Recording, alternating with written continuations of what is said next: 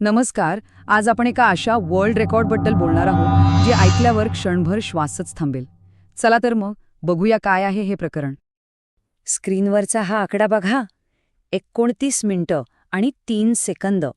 म्हणजे जवळजवळ अर्धा तास.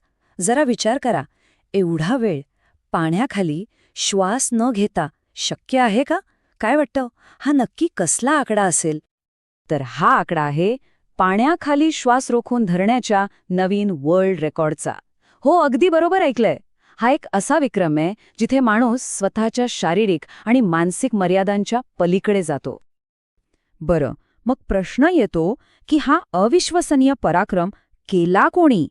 कोण आहे ती व्यक्ती ज्याने हे करून दाखवलं? तर हे आहेत क्रोएशियाचे विटोमिर मारिचिच, ॲड्रियाटिक फ्री डायव्हिंग टीमचे सदस्य आहेत हे. आणि हो, हाच तो चेहरा आहे ज्याने हे अशक्य वाटणारं काम शक्य करून दाखवलंय. आणि हा ऐतिहासिक क्षण घडला होता 14 जून 2025ला. ठिकाण होतं क्रोएशियामधले एक सुंदर शहर ओपाटिजा. खरं तर तो एक सामान्य दिवस होता, पण ह्या विक्रमाने तो इतिहासात नोंदवला गेला. पण थांबा, ही गोष्ट इथेच संपत नाहीये. म्हणजे हा फक्त एक रेकॉर्ड ब्रेक करण्याचा प्रयत्न नव्हता. याच्या मागे खूप मोठं, खूप महत्वाचं कारण होतं. मग साहजिकच प्रश्न पडतो की असं का केलं असेल? म्हणजे एवढी मोठी रिस्क फक्त एका रेकॉर्डसाठी घेतली होती का? तर यामागे 2 मुख्य कारणं होती. पहिलं अर्थातच स्वतःलाच दिलेलं एक चॅलेंज, स्वतःच्या मर्यादा पार करण्याची जिद्द. आणि दुसरं, जे जास्त महत्त्वाचं आहे, ते म्हणजे समुद्राच्या संवर्धनाबद्दल, म्हणजेच ओशन कन्झर्वेशनबद्दल लोकांमध्ये जागरूकता निर्माण करणं. म्हणजे बघा, एक वैयक्तिक विजय, पण त्यातून एक जागतिक संदेश. आता हे सगळं ठीक आहे, पण असा कोणताही विक्रम अधिकृत कसा मानला जातो? म्हणजे कोणीही उठून काहीही क्लेम करू शकत नाही, बरोबर? तर त्याचीही एक प्रोसेस असते. चला बघूया.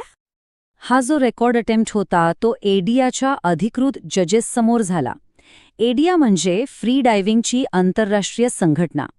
त्यांच्या कडक नियमांनुसार त्यांच्या देखरेखीखाली हा विक्रम पार पडला. त्यामुळेच याला ऑफिशियल मान्यता मिळाली. आणि आता या विक्रमाचं महत्त्व बघा.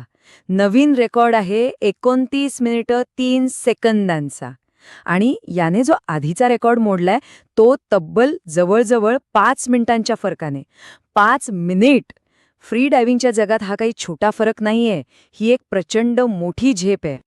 आणि म्हणूनच हा विक्रम खूप स्पेशल आहे. एका बाजूला मानवी क्षमतेचं एक अविश्वसनीय उदाहरण आणि दुसऱ्या बाजूला आपल्या पृथ्वीसाठी, आपल्या समुद्रांसाठी दिलेला एक महत्त्वाचा संदेश. एका व्यक्तीने फक्त आपल्या श्वासाच्या जोरावर समुद्राच्या संरक्षणाचा इतका मोठा मुद्दा जगासमोर ठेवला, हे बघून एक विचार मनात येतोच की माणसाची इच्छाशक्ती असेल तर तो अजून काय काय करू शकतो, नाही का? विचार करायला लावणारी गोष्ट आहे.